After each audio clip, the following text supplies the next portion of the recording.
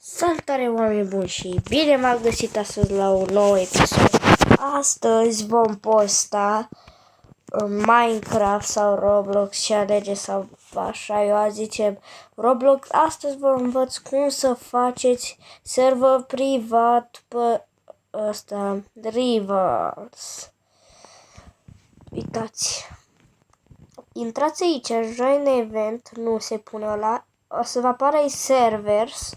Tras pe servers și după aia, uite aici va trebui să vă apară join și aveți aici două puncte, configure, și dacă maneta asta all of joining este este oprită, adică de exemplu așa, voi o dați așa ca să fie oprită, să poate să intre prietenii voștri pe voi. Și cam atâta. Dacă vreți să vă faceți server privat, adică hai să ne jucăm un obi, că vreau să ne jucăm un obi.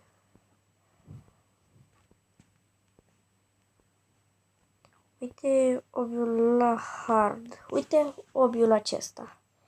Hai să ne jucăm obiul acesta și dați like și subscribe ca să avem spor.